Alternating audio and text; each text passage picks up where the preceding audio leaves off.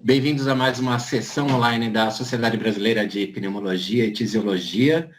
Meu nome é Gustavo Prado, eu sou pneumologista no Instituto do Câncer do Estado de São Paulo e no Hospital Alemão Oswaldo Cruz. Sou coordenador da Comissão Científica de Câncer da Sociedade Brasileira de Pneumologia e Tisiologia. Eu gostaria que cada um dos nossos convidados, palestrantes e discutidores de hoje se apresentasse. E, seguindo aqui a ordem de preferência, eu gostaria que primeiro a Vanessa se apresentasse. Olá, boa noite. Eu sou Vanessa, sou cirurgiã torácica formada pela Universidade de São Paulo. Sou endoscopista e intervencionista formada pela Universidade de Montreal, em Quebec, no Canadá. O ano passado, a ATS me concedeu a oportunidade de aprimorar um pouco mais na minha formação em oncologia torácica, que eu fiz no MD Anderson. E quando a gente gosta do assunto, a gente estuda, a gente pensa outside of the box, a gente acaba se desenvolvendo com pesquisa, desenvolvendo alguns clinical trials, e é nessa fase que eu me encontro agora. Legal, eu gostaria que o Thiago também se apresentasse. Olá, boa noite, eu sou o Thiago Fagundes, sou pneumologista, também sou formado pela Universidade de São Paulo em pneumologia, tenho especialização em função pulmonar avançada, com um fellow de teste cardiopulmonar pelo Brigham Medical School, lá de Harvard. Muito bom. Eu vou dar algumas pequenas instruções a todos. Então, primeiramente, esse evento tem a previsão de duração de 1 hora e 10. Ele tem o patrocínio da Glenmark e ele é aberto ao envio de perguntas através do campo QIA. Então, qualquer um de vocês que estão nos acompanhando nesse momento, que queiram enviar perguntas, enviem através desse canal, que entre as fases da discussão a gente abre para abordar os tópicos trazidos por vocês nesse campo de perguntas e respostas. Eu quero agora também compartilhar o meu conflito de interesse. Então, vamos lá. Seguindo aqui no compartilhamento de tela. Aqui está. Então, esse é o primeiro slide. Este é o meu slide de potenciais conflitos de interesse, a maioria relacionada a ações que envolvem educação médica, pesquisa, e não tenho ação, participação ou vínculos empregatícios com empresas do segmento farmacêutico ou de materiais especiais. Os palestrantes vão mostrar os seus conflitos de interesse antes das suas apresentações, e nesse primeiro momento agora, a gente vai aquecer um pouco a conversa com alguns casos clínicos para discutir rapidamente abordagens diagnósticas, impressões de estadiamento do câncer de pulmão e, enfim, quaisquer outros achados que chamem a atenção nesses exames. Eu já vou selecionar e, na sequência, compartilhar a minha tela.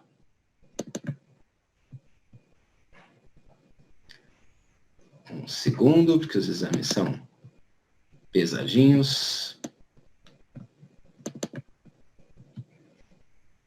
Muito bom.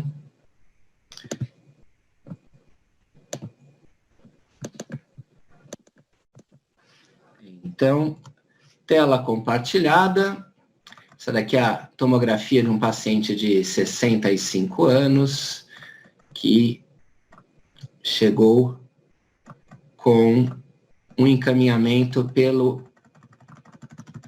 posto de saúde com uma história de pneumonias de repetição e o achado incidental de uma lesão pulmonar.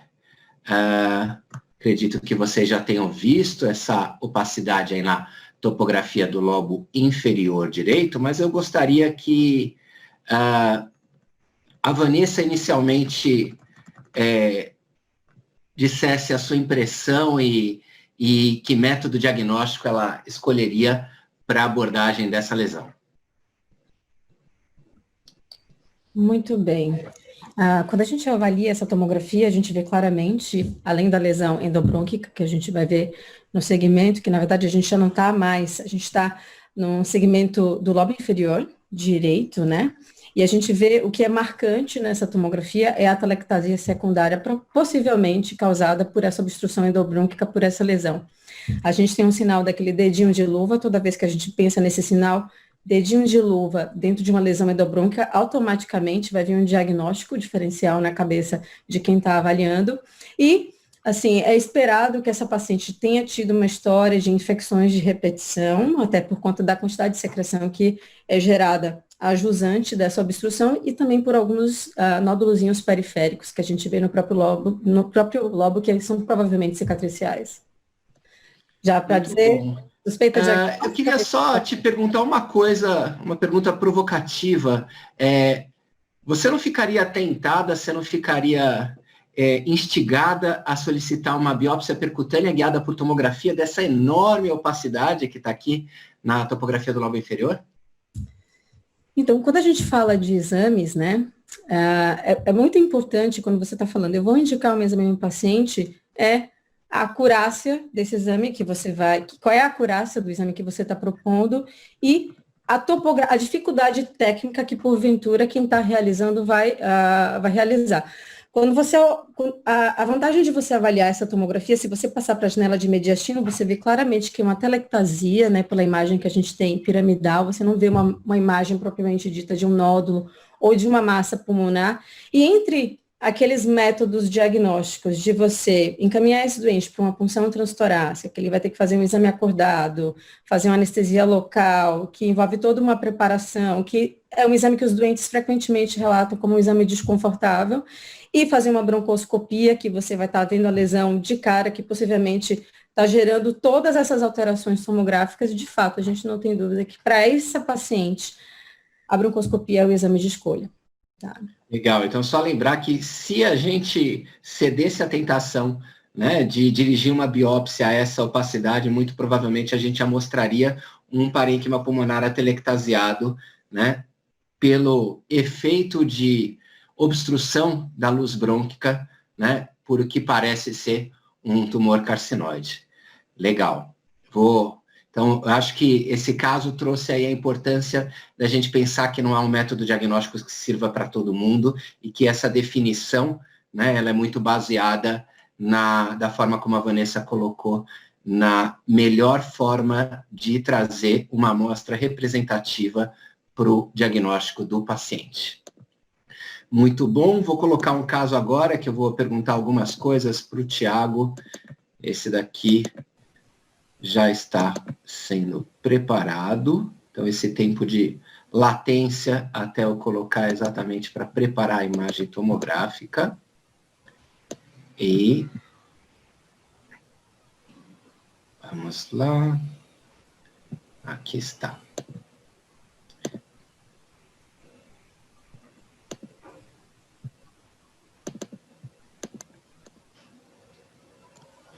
Muito bem, esse é o segundo caso, um paciente de 75 anos, né? A gente já vê diversas imagens de enfisema,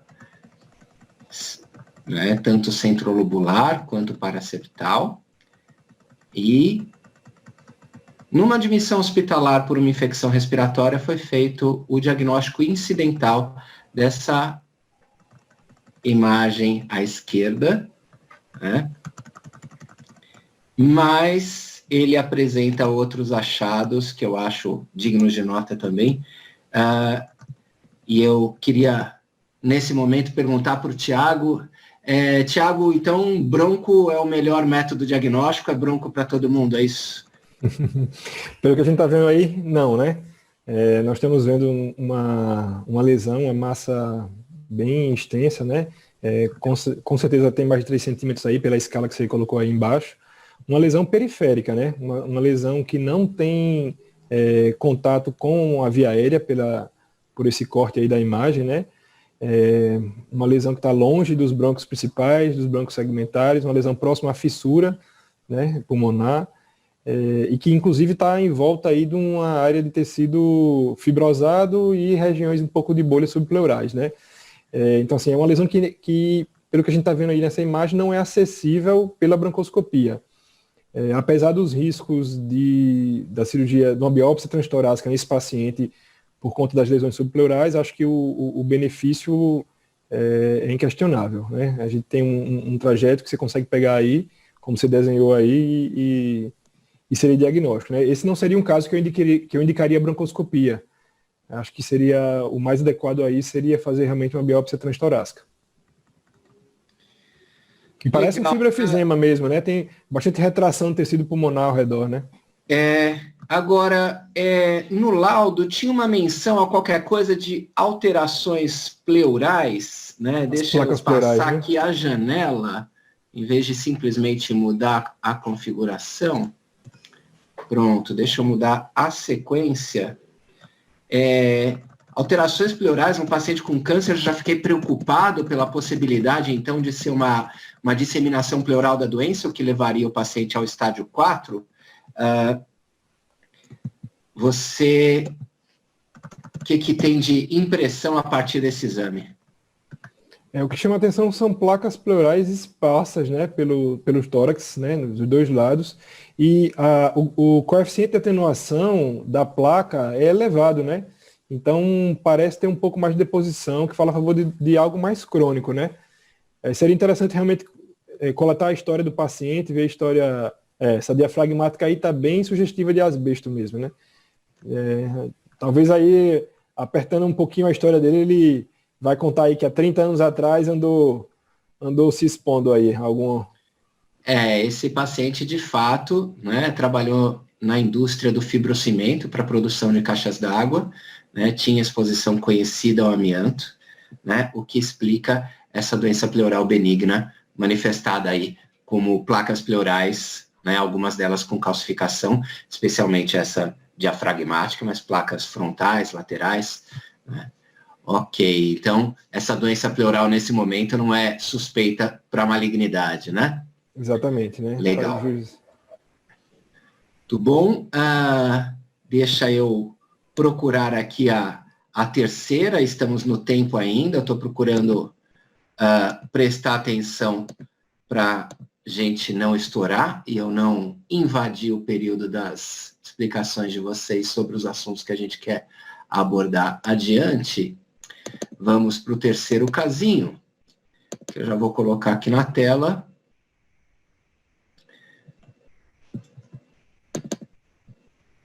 Só um minutinho.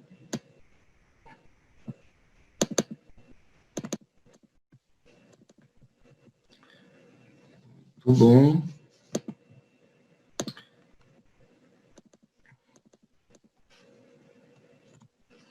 E vamos lá.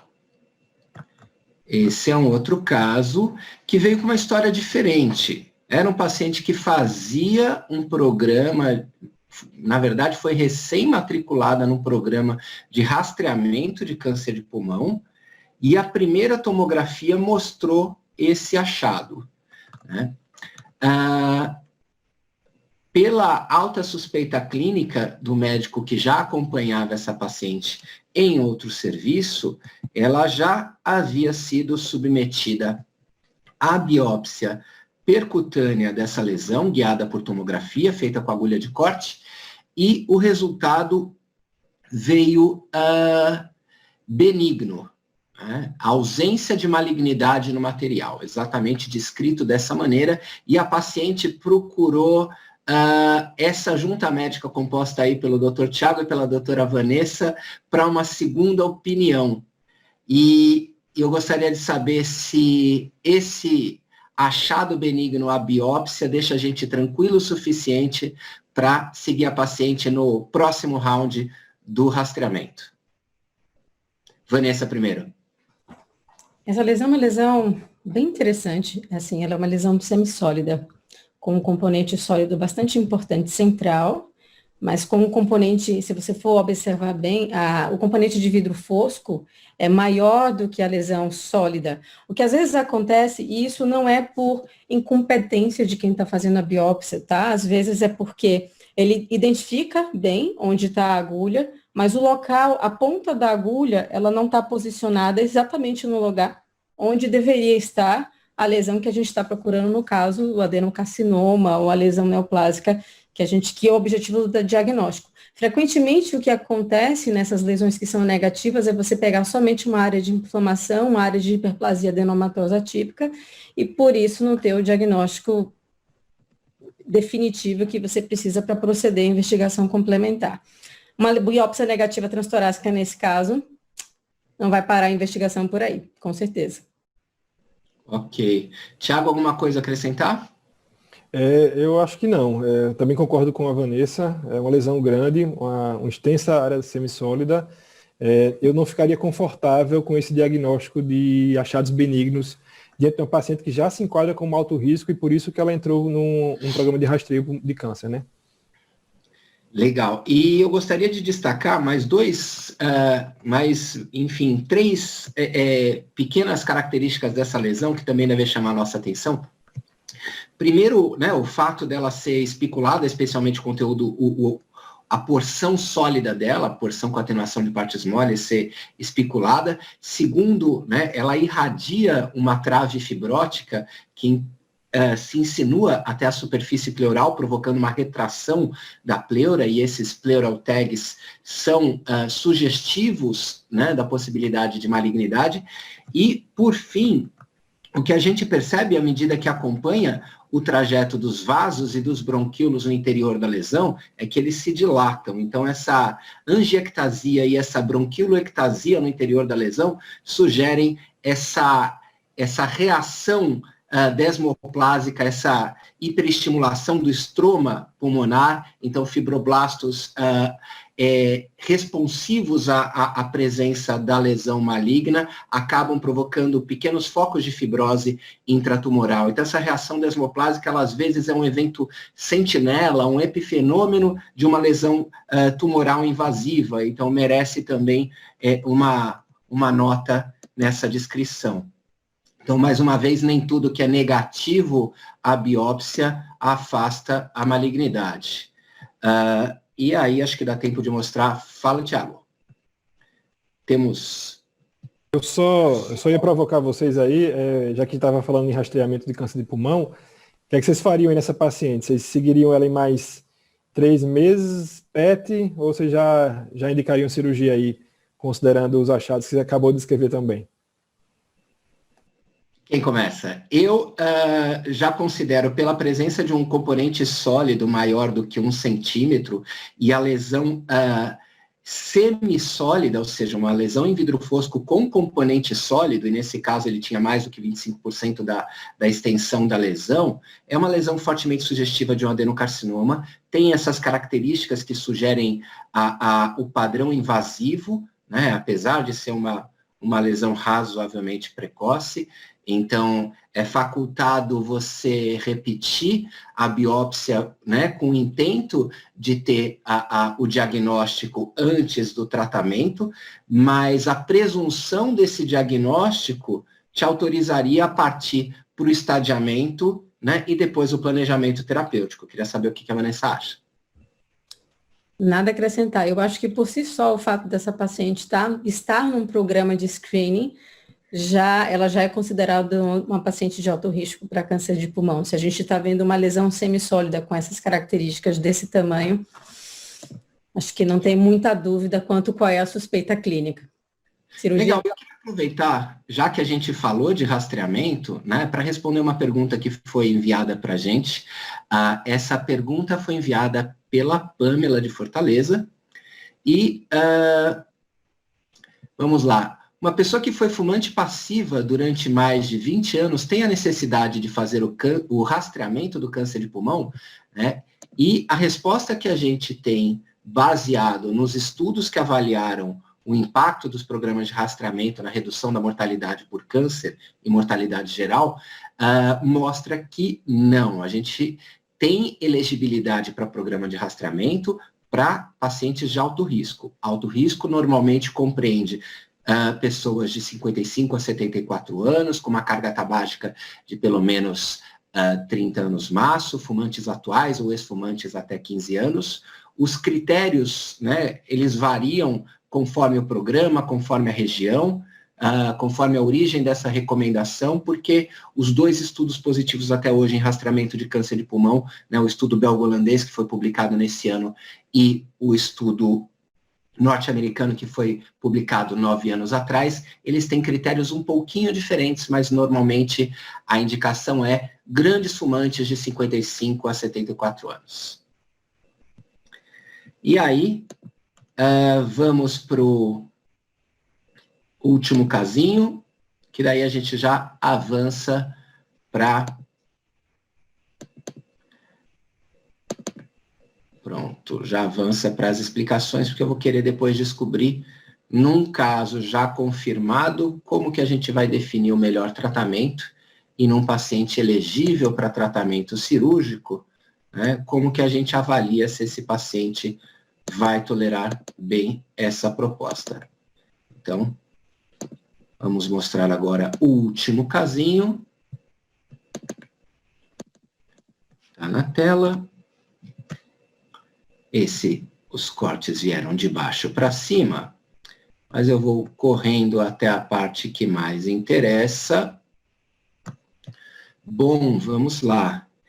Esse é um paciente que fez uma tomografia solicitada pelo seu cirurgião, porque teve o achado incidental de uma opacidade pulmonar arredondada num raio-x de tórax pré-operatório que ele fez para uma cirurgia de vesícula. Então, foi um achado incidental num paciente assintomático com antecedente de tabagismo, dessa lesão pulmonar que vocês veem aí, e por isso ele fez a tomografia e foi encaminhado para a gente. Primeira coisa, vamos lá. Vanessa, o que você sugeriria de hipótese diagnóstica para um paciente com história de 50 anos maço de tabagismo, cessados há 5 anos, e o achado incidental dessa massa pulmonar no lobo superior direito? A gente tem um bias na avaliação desse paciente, que é um paciente brasileiro, certo? Então, assim, a gente tem uma prevalência grande de doenças granulomatosas e infecciosas, então a gente nunca pode esquecer da possibilidade de doenças benignas, mas, de fato, um doente que não me parece ter um alto risco, ele é um doente que ele tem um alto risco para ter uma lesão sólida e, assim, uma lesão de quase 4 centímetros, pelo que a gente está vendo, lesão maior que 3 centímetros. Não resta muita dúvida que a primeira opção que você tem que partir para investigação diagnóstica seria uma neoplasia pulmonar, mas lembrando sempre que nem tudo que a gente está vendo, nem todas as lesões sólidas pulmonares são lesões malignas. Existem, sim, as doenças benignas que merecem investigação complementar, inclusive por guidelines bem estabelecidos. Ok. Bom, Tiago, esse cara já foi biopsiado e veio o diagnóstico de um adenocarcinoma primário de pulmão. Sem querer, mas já dando um pequeno spoiler da aula da Vanessa, com esse diagnóstico na mão e essa imagem, você já indicaria a lobectomia superior direito para ele? Olha, de cara assim não. Como você falou, é um paciente tabagista, né? A tomografia dele chama atenção por muita doença de via aérea, né? Ele tem algumas áreas de mosaico, né? Tem esses linfonodos aí que você tá mostrando aí agora na janela do mediastino. Então, paratraqueal superior direito, né? Vamos descer mais aqui. É que está andando de cabeça para baixo. Paratraqueal inferior, inferior esquerdo. Janela pulmonar. Exatamente. Aqui, subaórticos. Bom, então, com todos esses linfonodos, inclusive, né, paraórticos e subaórticos, esse é um paciente N3, né, portanto, nesse contexto aqui, né, ele seria depender da edição do estadiamento que a gente usar do TNM, ele seria um 3B ou um 3C. Então, a gente não precisa mais nenhum exame e já indicaria, por exemplo, quimiorradioterapia para esse paciente, seguida ou não, né, de consolidação com imuno. É isso? Porque tem um monte de gânglio, está confirmado já que é um acometimento linfonodal bastante expressivo? Sim, não? Precisa confirmar? Não precisa confirmar, né? A gente acho que a Vanessa introduziu bem, né? A gente tem um ambiente onde nós temos um grande número de doenças granulomatosas. A lesão primária, então, foi biopsiada, foi confirmada que é câncer, mas ele tem outras lesões nodulares aí presentes no pulmão, né? Tem essas duas imagens aí no ápice também, né? Que são lesões suspeitas. Então, se você considerar que tudo câncer, seria até um M1, né? Porque se consideraria meta interpulmonar e meta contralateral, né? Então, se a gente simplesmente achar que tudo é câncer sem diagnóstico patológico, nossa chance de errar no diagnóstico é altíssima, né? Acho que teria que juntar todo mundo aí para decidir aí qual o tecido que a gente vai abordar dele, né? E mais ainda, ó, a Vanessa vai ter um comentário a fazer, ela levantou a mão, mas mais ainda, lembrando que é um pouco caprichoso o encontro, né, de duas consolidações pulmonares apicais simétricas E radiodensa, nessas né? regiões posteriores, além de micronódulos e de tanto linfonodo, né? Então, tem hipótese diagnóstica para isso também, né? Vanessa, você quer falar alguma coisa? E eu só vou complementar uma coisa, eu não sei se tem nenhum oncologista na plateia, mas se eu te falar alguma besteira que me corrijam, mas existem alguns trials, até para você eleger o doente para alguns trials de imunoterapia, sobretudo os trials mais novos, de pembrolizumab e nivolumab, a recomendação que se faça é a confirmação da doença linfonodal. Então, mesmo que você tenha uma doença N3 bem documentada no PET-CT, e a proposta de tratamento seja um tratamento multimodal que envolva imuno, em alguns trials existe a recomendação formal de fazer a pesquisa desses linfonodos antes de eleger o paciente para usar determinada droga ou não.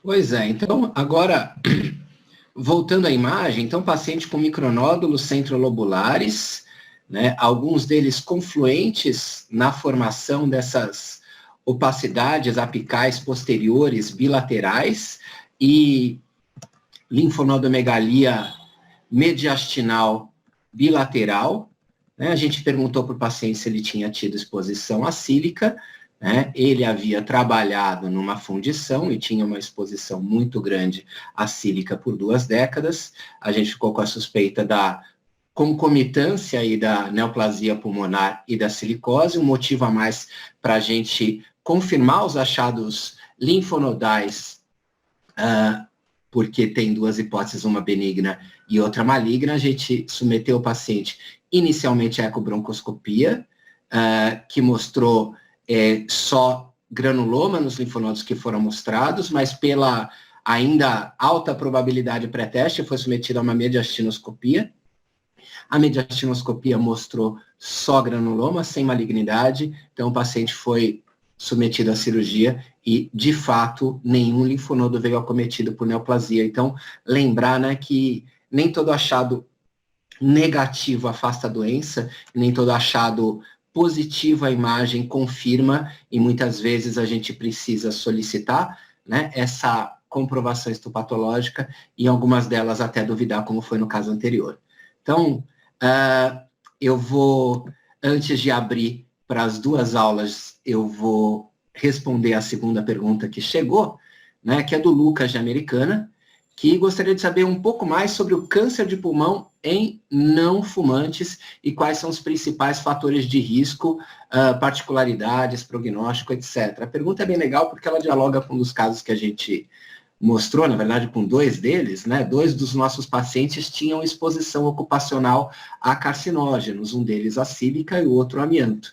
Então, as principais, as séries históricas, elas variam muito, e os estudos epidemiológicos variam muito na descrição de qual é a parcela, né, da população com diagnóstico de câncer que é não fumante, mas isso oscila entre 15% a 30% dos casos. E a origem disso, exposição ambiental ao radônio, né? O radônio é um gás que é resultante do decaimento do rádio presente no solo, né? Esse elemento químico, ao longo do seu decaimento, se transforma, e o radônio emite partícula alfa, que tem efeito de dano no DNA. Então, exposição ao radônio, em alguns países estima-se que 6% dos casos de câncer seja por isso. Exposições ocupacionais, amianto, sílica, cromo, outros fumos metálicos, atividade de pintura, não pintura de casa, né, mas alguns tipos de pintura industrial e automotiva, metais pesados, enfim, há diversas exposições e, claro, o tabagismo passivo. Então, sim, existe câncer de pulmão em não fumante, é uma minoria, mas não é negligenciável. Nesses casos, há uma prevalência maior, né, de alguns genes que determinam maior risco do desenvolvimento de câncer, e por isso, né, é uma doença discretamente diferente, mas, no geral, aborda-se da mesma maneira, diagnóstico molecular, estadiamento, né, e o tratamento da mesma forma do que no não fumante. Então, eu gostaria agora de pedir para a Vanessa falar um pouquinho sobre estratégias para estadiamento do câncer de pulmão, especialmente no contexto do paciente candidato à cirurgia.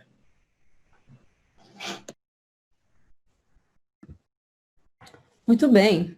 Essa é uma tarefa desafiante, mas bastante gostosa de discutir. Muito bem.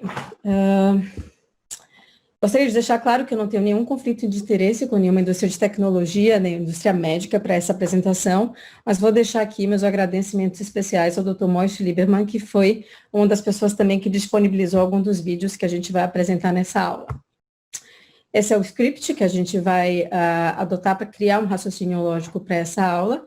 De fato, falar sobre estadiamento mediastinal invasivo de pulmão, existem algumas verdades a serem ditas e essas verdades são importantes.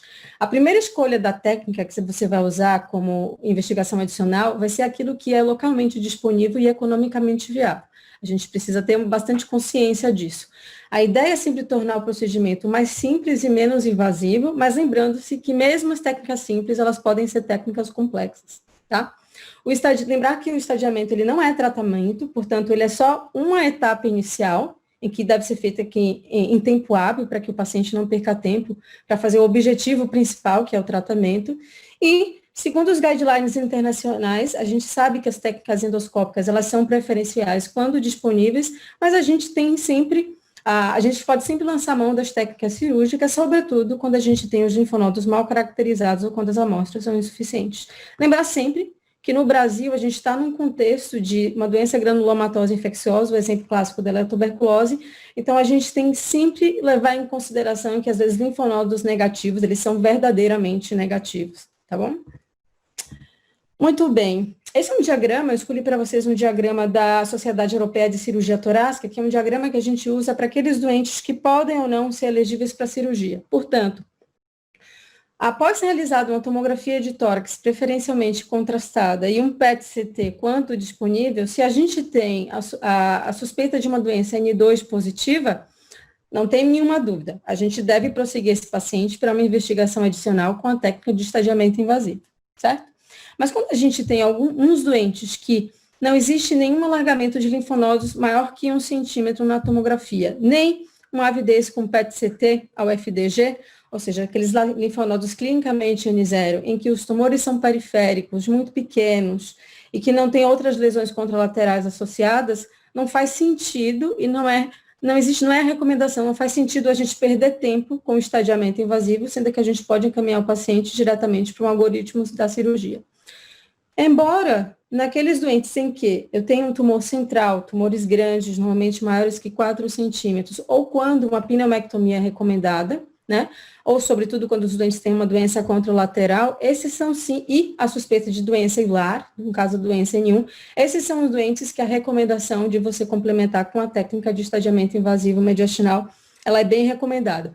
Essas duas opções centrais, no caso 4 e 5, vão ser avaliadas caso a caso, sobretudo nessas indicações relativas, quando o SUV é maior que 10, ou quando a relação entre o SUV do tumor primário e do linfonodo vai ser maior que meio.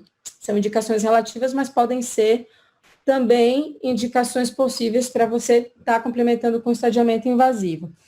Bom, não tem como a gente falar de estadiamento sem a gente pelo menos pincelar sobre o mapa linfonodal que foi inicialmente proposto por Dr. Naruki no Japão, e hoje já é padronizado, internacionalmente difundido pelo IAUSC, que é a Associação Mundial que coordena a pesquisa clínica e os tratamentos que existem atualmente para câncer de pulmão. Cada cadeia linfonodal a gente recebe uma numeração específica, e essa numeração ela vai variar de acordo com os marcos anatômicos onde essas cadeias linfonodais estão dentro do mediastino. A gente sabe que é importante lembrar que o que divide direita de esquerda no mediastino é a borda lateral da traqueia, então tudo que está à direita da borda lateral da traqueia vai ser o mediastino, são linfonodos à direita, e o que está à esquerda vão ser linfonodos à esquerda.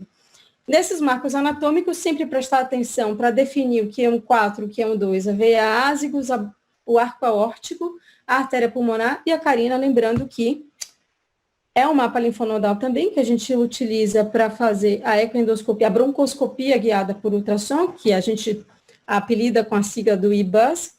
Existe um script para a gente começar a investigação linfonodal durante o embolo. Normalmente a gente começa pelas cadeias mais distais, as cadeias hilares, e a gente vai complementando, a gente vai subindo em direção às cadeias N2. E lembrando que hoje em dia a gente consegue também usar o mesmo aparelho de EBUS, colocar dentro do esôfago e fazer uma endoscopia digestiva, que no caso é o EUS, e complementar o diagnóstico com algumas cadeias que porventura não foram tão acessíveis pelo EBUS. Então, no vídeo à direita a gente tem de como é realizada, como é a vida real de um endoscopista intervencionista, né?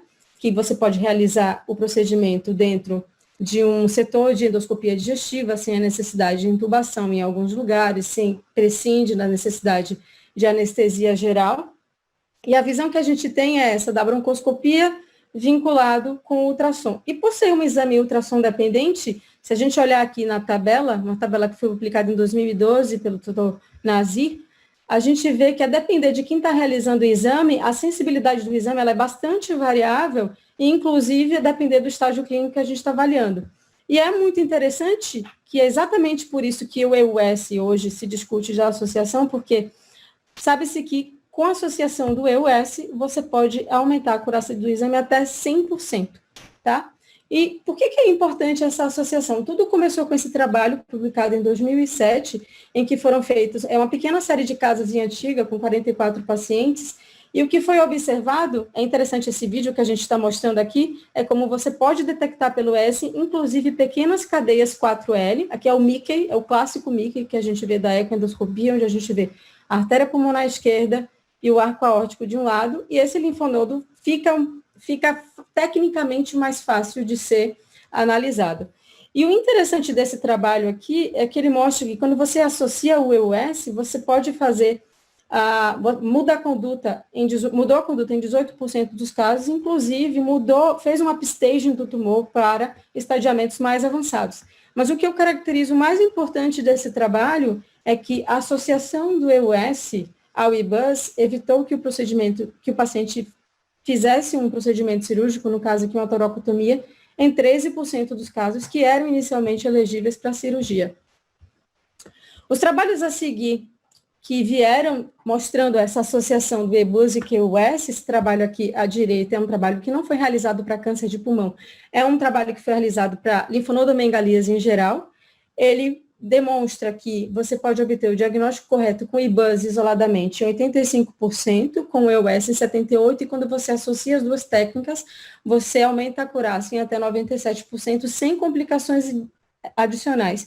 E esse é um trabalho que inspirou essa série publicada em 2008, que é um trabalho popularmente conhecido, publicado pelo Wallace no JAMA em 2008, em que ele avaliou 138 pacientes, esses sim, doentes, com câncer de pulmão suspeito, e ele viu, acompanhando a própria série, que ele conseguiu aumentar muito a sensibilidade e o valor preditivo negativo do exame quando ele associou a técnica de endoscopia digestiva. Tá, e quando a gente compara essas duas técnicas endoscópicas com os métodos cirúrgicos que a gente tem à disposição de complementação diagnóstica, o que a gente pode ganhar? Será que é melhor? Será que quando a gente tem um exame, quando a gente pode associar as duas técnicas, será que vale a pena discutir ou não a realização de procedimentos cirúrgicos adicionais. Esse é um trabalho interessante que foi publicado no ANOS em 2017, em que foram avaliados 327 pacientes, e ele avaliou exatamente isso. Doentes que fizeram somente EBUS e EUS, doentes que fizeram uma investigação adicional com a mediastinoscopia cervical ou com uma técnica cirúrgica, que no caso pode ter sido uma videotoracoscopia ou a mediastinotomia anterior, e que foi visto em comparação à mediastinoscopia cervical, é que ele aumentou o upstage do doente em 6,7% dos casos, e inclusive mudou o tratamento em comparado com a mediastinoscopia cervical em 6,1% dos casos. Então, na verdade, essa é a grande conclusão do autor, em que talvez a primeira escolha realmente para estadiamento mediastinal invasivo em câncer de pulmão talvez seja a associação das duas técnicas, prevenindo cirurgia, como a gente já sabia previamente de estudos publicados anteriormente, mas eu acredito que o dado mais interessante desse trabalho é exatamente que as duas técnicas, elas foram mais efetivas em diagnosticar a doença N2, N3 e M1 em 24 doentes que não foram diagnosticadas ou com a mediastinoscopia cervical ou com uma cirurgia, tá?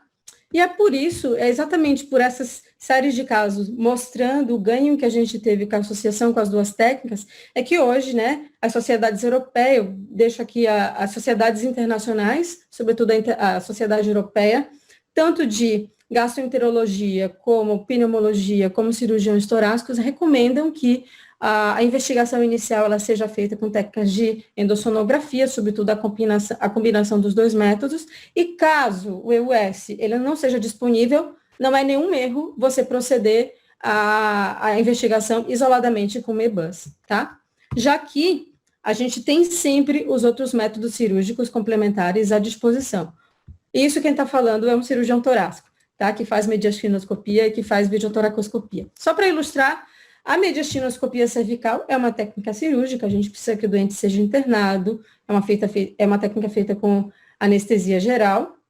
O objetivo é fazer a dissecção desse plano pré e paratraqueal, que a gente faz com a dissecção digital, tá? E a ideia é introduzir esse videomediastinoscópio e o objetivo é você avaliar essas cadeias paratraqueais, mas também as cadeias hilares. A grande vantagem que eu acredito da mediastinoscopia cervical é que você pode fazer apenas o sampling dessas cadeias linfonodais, mas em mãos experientes, a depender também, você pode complementar com a videomediastinoscopia, fazer uma videomediastinoscopia estendida, que é o caso, por exemplo, da têmula, e aumentar muito a acurácia diagnóstica e fazer até linfadenectomia do paciente, complementando não só a acurácia do exame, como um valor preditivo ou negativo para você diagnosticar comprometimento linfonodais secundário, mas como uma forma complementar, inclusive, de planejamento da ressecção cirúrgica, tá? Aumentando aqui, obtendo números bastante impressivos quando a gente faz a complementação com a videomediastinoscopia e com a têmula, do que somente o sampling das cadeias mediastinais, como a gente pode ver nesse trabalho aqui publicado pelo Dr. Rami Porta. Lógico que, para aquelas cadeias que são as cadeias 5, 6 e a cadeia 3A anterior, que anteriormente eram ditas de difícil acesso por outras técnicas minimamente invasivas, você pode sempre lançar a mão da videotoracoscopia, mas lembrando que também é um procedimento cirúrgico, precisa de internação hospitalar, normalmente a gente pode usar devices de alto custo, dreno de tórax, ou usar também approaches um pouco mais simples, como a mediastinostomia anterior, que é a incisão de Chamberlain. E o interessante dessa imagem que a gente está vendo aqui do canto esquerdo da tela é como a gente consegue identificar facilmente essas cadeias subaórtica e paraórtica, sobretudo a cadeia 6. Antigamente, a gente dizia que talvez seria um dos únicos métodos em que a gente tinha acesso à pesquisa dessa cadeia 6. Hoje a gente sabe que isso não é mais verdade, tá? Já existe, inclusive, a técnica é bem recomendada, com a série de casos publicada esse ano, dizendo que, com a identificação adequada da cadeia a ser biopsiada, ou por uma técnica de EBUS, como a gente está vendo aqui, um linfonodo 11 à esquerda, ou um linfonodo cadeia 6, você pode estar lançando, dependendo da expertise de quem está fazendo, da segurança, tá? Volto a dizer, essa é uma técnica, não é recomendada para todo mundo sair fazendo por aí. Talvez seja uma técnica que seja muito interessante para aqueles doentes que talvez não sejam elegíveis para fazer uma mediastinoscopia cervical ou para fazer uma videotoracoscopia. A gente pode lançar a mão da técnica com uma acurácia interessante de 74,5%, sem um risco cirúrgico, um risco do procedimento adicional, tá? Como a gente observou aqui, só de 1%. Bom, para resumir, é bastante interessante hoje, porque a gente tem, de fato, uma caixa de ferramentas disponíveis a depender do tipo de investigação que você quer fazer e do tipo de linfonodo que você está, o linfonodo alvo que você quer investigar, tá? É muito interessante, já que a gente está discutindo uma doença que é, por definição, multidisciplinar, que você tenha sempre um gastroenterologista, tem um pneumologista, tem um endoscopista e intervencionista, e a escolha da técnica vai depender, obviamente, do julgamento de cada um que está avaliando esse paciente e, sobretudo, do risco e acurácia relacionado ao procedimento. Apenas algumas conclusões, para poder resumir um pouco do que eu falei para vocês, é que o estadiamento mediastinal invasivo para câncer de pulmão, ele deve ser realizado através de técnicas que não aumentem nem morbidade, nem tempo, para obter o diagnóstico hábil, tá? Para as etapas seguintes de tratamento. A primeira escolha, ela deve ser com o que é localmente disponível em termos de tecnologia e expertise, e tem que ser, obviamente, economicamente viável. Ecoendoscopia é a recomendação dos guidelines das sociedades internacionais, como o primeiro exame de escolha para estadiamento mediastinal, sobretudo se você pode associar o IBUS e o EUS, que podem substituir seguramente técnicas cirúrgicas consideradas gold standard, a gente já tem esse número hoje em dia, mas lembrar que essa sensibilidade, o valor preditivo negativo e a acurácia, elas podem variar de acordo com a expertise local e com a habilidade de quem está fazendo o exame, tá? Lembrar sempre que você tem as estratégias cirúrgicas sempre à mão, caso você não tenha uma dificuldade técnica ou que não tenha um aparelho disponível, elas são bastante interessantes, e como eu vi lá, mostrei lá com a tabela do Rami Porta, com uma acurácia bastante interessante, chegando até 98%, como a gente tem na Vamula, mas para esses casos, a gente deve levar em consideração a performance clínica, o tratamento oncológico, por exemplo, não fazer 2 cirurgias no doente que é cirúrgico, e também as complicações inerentes a um procedimento cirúrgico como tal. Esse é o que eu tinha para dizer para vocês. Às vezes o simples pode ser o complexo também. Obrigado, Vanessa. Parabéns pela aula. E, bom, fazendo gancho com a apresentação do Tiago, então qualquer paciente que, ao final dessa estratégia organizada de estadiamento, chegar no estádio 1 ou 2, ou seja, aquele paciente sem doença mediastinal, ipso ou contralateral, vai então para a cirurgia, está liberado, eu preciso alguma forma de avaliar, né, dentro desse caso de uma doença cirúrgica, se o paciente tolera o procedimento. Exatamente isso que o Tiago vai mostrar para a gente na apresentação dele. Pode seguir. Bem, pessoal, vou falar um pouco com vocês, então, sobre essa jornada aí que o paciente com câncer de pulmão enfrenta, né, Gustavo? Então, vou falar aqui sobre o papel do pré-operatório com relação ao câncer de pulmão. Declaro que não tem nenhum conflito de interesse relacionado ao tema. Então, assim, para a gente chega muito essa questão, né? Assim, o pneumologista é bombardeado por perguntas pelo oncologista, pelo próprio cirurgião torácico, que sabe que a melhor opção para o paciente que tem um câncer de pulmão, que esteja em estadio precoce, o tratamento é cirúrgico. Por outro lado, a gente tem que levar em conta qual o risco desses procedimentos, né? Que a gente falou agora, não somente na parte de estadiamento, mas principalmente com relação ao ato cirúrgico curativo em si, lobectomia ou pneumonectomia, né?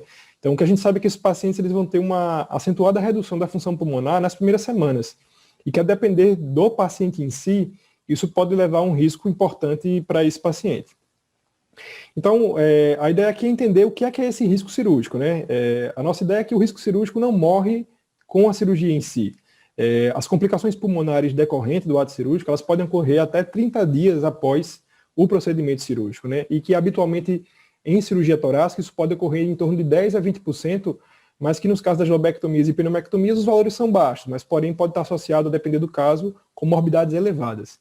Então, quem é o paciente de mais risco, né? A gente tem que ficar atento que muitos desses pacientes são pacientes em idade avançada, pacientes que já têm diversas outras comorbidades, Muitos pacientes já são tabagistas ou já são portadores de pneumopatias crônicas, então a gente acabou de ver nos casos clínicos aí, paciente com fibrose pulmonar, paciente com silicose, né? Esses pacientes podem ter associados outras doenças sistêmicas, cardiopatias, e um dado interessante é o grau de tolerância ao esforço. A gente sabe que aquele paciente que tem mais dispneia, mais intolerância ao esforço, é o paciente de mais risco para o procedimento cirúrgico. É importante levar em conta toda uma avaliação global, então se esse paciente já fez alguma cirurgia prévia, se já houveram complicações, qual o risco de tromboses, de embolia de pulmão, e principalmente uma conversa franca com o cirurgião para saber o tipo de anestesia, qual é o tempo de anestesia que o paciente vai ficar em sala, qual o modo, qual a via de anestésica, se é uma anestesia central, se não, e bem como avaliar aqueles pacientes que são desnutridos. Então, com relação à função pulmonar, a gente viu que a função pulmonar ela é primordial para considerar esse risco, né? Esse slide, ele aponta para a gente, isso foi um estudo retrospectivo que avaliou a sobrevida dos pacientes com DPLC com relação à sua função pulmonar. Então, o que é que a gente viu? Quem tinha uma função pulmonar boa, a sobrevida dele no tempo era bem elevada. Já aqueles pacientes que têm um baixo VF1, a sobrevida dos pacientes, isso sem cirurgia, tá, gente? Simplesmente o dado isolado do VF1 tem relação com a sobrevida baixa. Então, a gente sabe que para os pacientes que vão para a cirurgia, a função pulmonar prévia ela é determinante no risco cirúrgico desses pacientes. E por que a gente tem que avaliar a função pulmonar de modo bem interessante? Porque o ato cirúrgico vai levar a uma série de alterações da caixa torácica, né? A própria injúria cirúrgica em si leva a disfunção muscular, a dor no pós-operatório, o próprio ato anestésico vai levar consequências que vão alterar a fisiologia pulmonar, seja com redução de complacência, alteração da vasoconstricção hipóxica, alteração da ventilação, perfusão, até mesmo a própria perda do tecido pulmonar que o paciente vai sofrer com a cirurgia, a depender do volume pulmonar que sair. Então, a consequência que a gente tem é que, de uma forma abrupta, o paciente ele tem uma perda inicial da função pulmonar. Essa perda da função ela é extremamente acentuada na primeira semana e ela tende a se recuperar não completamente aos níveis pré-operatórios, mas tende a ficar mais ou menos estável em torno de 6 meses. O que a gente tem em média na literatura é que ocorre nas lobectomias, em cirurgias menores, uma perda de VF1 em torno de 10%. Já com relação à pneumectomia, por ter um volume pulmonar maior, a perda da função pulmonar, o impacto isso é em torno de 34% a 41%. Né? E esse impacto também acaba acontecendo com relação ao VO2. Né? Ou seja, a capacidade que o indivíduo tem de produzir energia também acaba sendo reduzido com relação ao impacto cirúrgico. Então, assim, a gente vai fazer uma avaliação de risco pulmonar. Já partimos direto para a função pulmonar, isso é bem interessante, né? Os guidelines da Sociedade Americana e Europeia recomendam que antes mesmo da gente partir para a avaliação pulmonar, que a gente faça aí uma breve avaliação do risco cardiovascular desse paciente. Que a gente considere esse índice, que é o índice de risco cardíaco para a cirurgia torácica, né? Então, se o paciente ele já tem se o paciente vai para uma pneumectomia, se o paciente já é portador de uma isquemia prévia, coronariana ou cerebrovascular, ou aqueles pacientes que têm uma disfunção renal com a creatinina acima de 2, para cada índice desse a gente atribui 1,5 ponto. E o que é que a gente tem nesse índice? Os pacientes que têm um índice acima de 2, esses pacientes devem ser candidatos a uma avaliação antecedente à função pulmonar, uma avaliação cardiovascular, para que a gente otimize essa relação cardiovascular do paciente, para que aí sim ele vá para a avaliação pulmonar. Então, esses pacientes que têm alto risco, os pacientes que não têm alto risco, eles passam diretamente para a avaliação pulmonar, porém, para os pacientes que têm alto risco cardíaco, é indicado a avaliação com o especialista. O especialista, o cardiologista, vai fazer toda essa avaliação com base nos guidelines vigentes. Vai ser decidido ou não se esse paciente vai para angioplastia. Se o paciente for realmente candidato à angioplastia, a gente tem que esperar algum tempo para reavaliar a função pulmonar do paciente em outro momento. Caso não, a gente pode avaliar esse paciente com função pulmonar e com teste cardiopulmonar de esforço. E como é que a gente vai fazer essa avaliação da função pulmonar? Né? Uma vez que o paciente esteja liberado aí para avaliação da função pulmonar, que método de função pulmonar a gente vai utilizar? Os métodos mais validados, mais estudados, é a função pulmonar via espirometria e medida da difusão do monóxido de carbono, onde a gente vai estimar aí os valores previstos para o pós-operatório, a depender do tipo de cirurgia que o paciente vai fazer. Para aqueles pacientes que forem candidatos à pneumonectomia, nós devemos avaliar a perfusão pulmonar do tecido que será removido. Então, o paciente deverá ser indicado a cintilografia de perfusão pulmonar. E em algumas situações especiais, que nós vamos ver mais à frente, está indicado a realização do teste cardiopulmonar de esforço. Então, como é que a gente calcula aí o VF1 e a difusão predita pós-operatório? Então, o que a gente tem de recomendação atual é que sejam realizados os dois métodos, né? A gente sabe que mesmo os pacientes que têm VF1 acima de 30%, existe uma porcentagem grande de pacientes que têm a difusão abaixo de 80%, e a difusão ela foi vista em diversos estudos como o principal fator de risco para complicações pleuropulmonares no pós-operatório. Então, é importante que a gente leve em conta o valor predito do pós-operatório. Então, por isso que é interessante esse bate-papo com o cirurgião para saber qual é a proposta cirúrgica, qual vai ser o tecido pulmonar que será ressecado. E aí o cálculo é feito da seguinte forma: nós utilizamos os valores da espirometria e da medida de difusão anterior à cirurgia, e nós multiplicamos esses valores por 1 menos a fração de tecido pulmonar ressecado. Então, a gente precisa sempre relembrar aí um pouco da anatomia pulmonar, né? O pulmão direito é maior, tem 10 segmentos, sendo 3 no lobos superiores, 2 no médio e 5 no lobo inferior, e o pulmão esquerdo um pouco menor, com 9 segmentos, tendo um segmento a menos aí no lobo inferior esquerdo. Então é feito o cálculo a depender se vai ser uma lobectomia superior, se vai ser uma lobectomia, uma bilobectomia, ou se vai ser uma lobectomia de lobo inferior. Com relação à pneumonectomia, né, como já falei anteriormente, então o que está indicado para esse cálculo, tanto da difusão quanto para o VF1, é a avaliação através da cintilografia de perfusão, né? Então, a gente lembrar aqui, né, nós temos 2 pacientes aqui, um paciente cujo não tinha praticamente a perfusão nenhuma, então o impacto dessa cirurgia nesse paciente em termos de perda de função pulmonar é baixa. É bem diferente dessa segunda situação, onde um paciente ele tem um pulmão contralateral aí à esquerda bem perfundido, ou seja, é um paciente que irá sofrer bastante impacto dessa perda de tecido pulmonar aí. Então, a recomendação é que nos pacientes candidatos à pneumonectomia, que eles façam a cintilografia de perfusão. Então, como é que fica o algoritmo que está sendo atualmente recomendado pela Sociedade Americana de Tórax, pelo OTS, né? Então, uma vez que a gente faça a avaliação da função pulmonar, é que a gente faça o cálculo do predito pós-operatório, tanto para o VF1 quanto para a difusão. Para aqueles pacientes que tenham valores de VF1 e de difusão acima de 60% do previsto no pós-operatório, nós atribuímos a esse grupo de pacientes uma mortalidade baixa, menos de 1%, então esses pacientes são considerados de baixo risco. Já para os pacientes que estão no extremo oposto, ou seja, aqueles cujos valores de preditos sejam menor que 30%, a taxa de mortalidade esperada é alta, acima de 10%, então são pacientes considerados alto risco, deverá ser discutido a terapêutica em visita multidisciplinar. Porém, para os pacientes cujos valores sejam intermediários de VF1 ou de difusão, nós devemos partir para a avaliação dos pacientes de teste de esforço.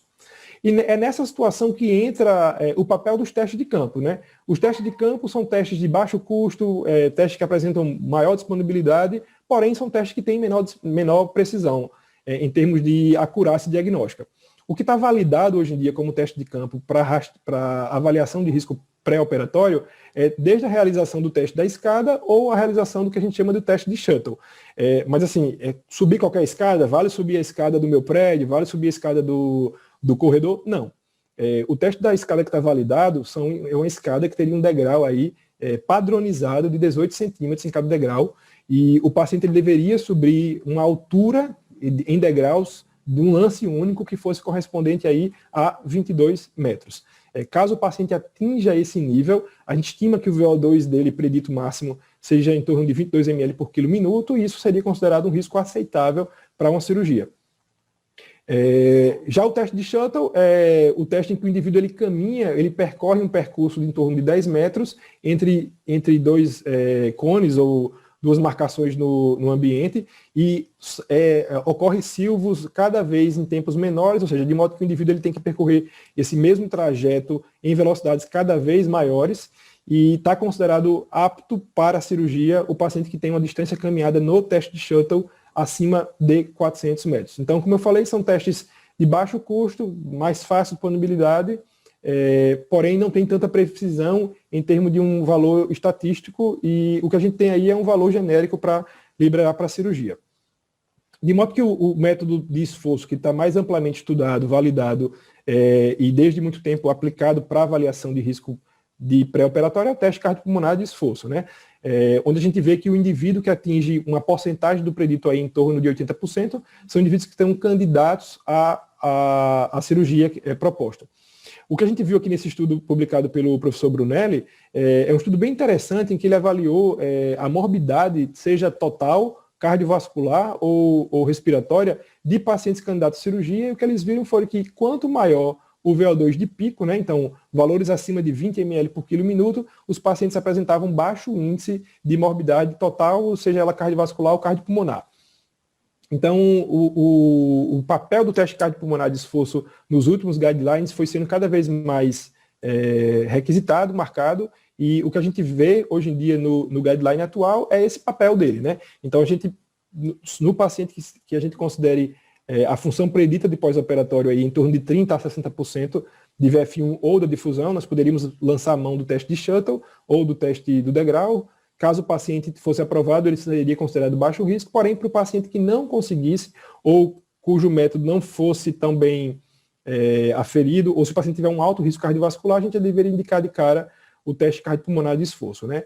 E nesse ponto a gente vai conseguir discriminar, principalmente levando em consideração o VO2 máximo atingido. Então, para aqueles pacientes cujo VO2 seja acima de 20 ml por quilo minuto, ou que atinja o VO2 acima de 75% do predito, a gente tem considerado aí um valor de baixo risco.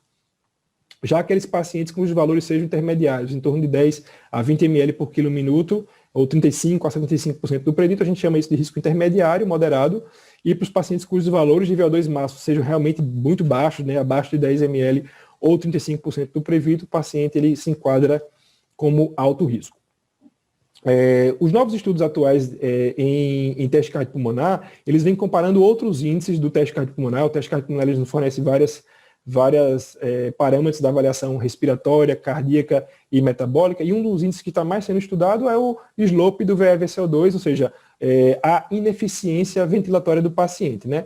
Então, desde estudos mais antigos até um estudo recente do professor Brunelli, o que a gente viu foi que, seja para paciente DPOC ou para paciente que não seja portador de DPOC, a presença de um VE/VCO2 elevado acima de 35, o slope, isso aumenta o risco de complicação pós-operatória pulmonar, independente do VO2 de pico, né? Então, o que a gente consegue ver aqui, inclusive nessa tabela anterior, é que o VE/VCO2 teve um odds ratio maior como risco cardiovascular, cardiopulmonar, do que o próprio VO2 de pico.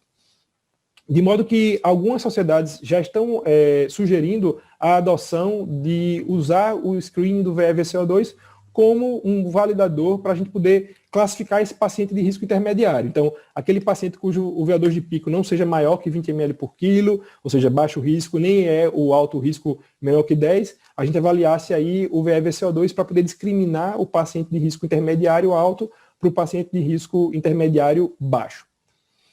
Para finalizar a minha fala, eu queria falar um pouco também a respeito do papel da reabilitação cardiopulmonar, né? Então a gente sabe que o paciente cardiopata, principalmente aquele paciente com DPOC, por estar num ciclo vicioso de sedentarismo, ele perde a atrofia muscular, ele tem menor inatividade, então existe uma série de alterações mitocondriais, densidade capilar, e tudo isso eleva o risco desse paciente para o pós-operatório. E a gente sabe, já é bem conhecido que o programa de reabilitação faz com que esse paciente tolere mais o esforço, melhore a dinâmica ventilatória e a demanda cardiometabólica, e isso tem benefício no pós-operatório. Esse foi um estudo que foi publicado esse ano, é um estudo bem interessante, é o primeiro estudo que avaliou um programa de reabilitação em VATS, foi um estudo randomizado, controlado, placebo, cego, na verdade, né, em que ele pegou dois grupos de pacientes, né, onde um grupo de pacientes sofreu a intervenção e uma das grandes inovações é que esse grupo ele propunha uma intervenção de reabilitação curta, menor do que a usual, que é em torno aí de 4 semanas. Então, o que eles propuseram foi um sistema de reabilitação em 2 semanas, e eles acabaram avaliando através de um outro método, que seria através do teste de caminhada, mas o ganho foi bem interessante, né? Foi um ganho bem clinicamente significativo. Então, o grupo que sofreu essa intervenção de reabilitação intensa cardiopulmonar nas primeiras 2 semanas teve um ganho em teste de caminhada em torno de 60 metros e acabou tendo um ganho também em capacidade vital em torno de 350 ml. E quando a gente compara o delta, né, os pacientes eles ganham antes da cirurgia, então eles fizeram a avaliação do teste de caminhada antes da cirurgia e 30 dias após a cirurgia, então a gente vê aquilo que era esperado, né? Mesmo o grupo que tem a reabilitação, ele também perde função pulmonar, porém ele perde função pulmonar num índice bem menor, né, do que naqueles pacientes que não fizeram a reabilitação, mostrando aí o papel da reabilitação pulmonar no pré-operatório de modo muito interessante, principalmente para aqueles casos intermediários que a gente precisa ganhar a função pulmonar. Então, esse era o que eu queria falar para vocês. Bom, parabéns, Tiago. Obrigado pela aula brilhante. Eu acho que a gente conseguiu, né, de uma forma resumida, abordar algumas conversas sobre diagnóstico, uma estratégia de estadiamento e depois uma avaliação pré-operatória do paciente candidato ao tratamento cirúrgico de intenção curativa. Então, já chegando no final da nossa sessão, eu gostaria que cada um de vocês dois dedicassem 1 minuto para considerações finais e a gente se despede. Vanessa? Vou deixar aqui o meu agradecimento à Sociedade Brasileira de Pneumologia. É muita honra um cirurgião ser convidado para falar numa sessão plenária, onde a gente tem pneumologistas brilhantes aqui do lado. Mas, assim, sobretudo interessante porque para mim é uma área para mim é muito confortável falar sobre uma área que eu gosto, uma área que eu estudo, uma área que é fácil de compreensão quando a gente tem um bom time associado e estou aberta para questões, para quem quiser algum contato, saber como é que funciona, cirurgião torácico e endoscopista, quiser mandar um e-mail, estou à disposição. Muito obrigada. Tiago? Eu também gostaria de agradecer aí a você, Gustavo, a Vanessa, por participar comigo aí desse nosso debate e agradecer à Sociedade Brasileira mais uma vez pelo convite. Dizer a todos que estão aqui nos assistindo que a gente precisa realmente pensar bem em câncer de pulmão. A gente acabou falando muito de técnicas cirúrgicas, avaliação de risco pulmonar, mas a gente não pode esquecer do papel da cessação do tabagismo como o principal método de combate ao câncer. E esse é o papel de todos nós aí, de tentar transformar, como eu falei, a jornada do paciente de câncer mais amigável possível, que a gente possa conferir aí saúde para eles. Obrigado, Tiago. Então, eu gostaria só de finalizar agradecendo a vocês pela companhia, pela participação e pelo compartilhamento de conhecimento que vocês tiveram com a gente. Foi excelente a sessão e acredito que todo mundo que acompanhou também deve ter aproveitado bastante. E com isso, já chegando no final do nosso tempo, a gente encerra esse encontro virtual da Sociedade Brasileira de Pneumologia e Tisiologia e convida vocês a participarem com as nossas redes sociais e interagirem, enviarem suas dúvidas para os nossos palestrantes de hoje através dos nossos canais. Obrigado e boa noite. Obrigada, boa noite a todos. Tchau, tchau. Boa noite, pessoal. Tchau, tchau.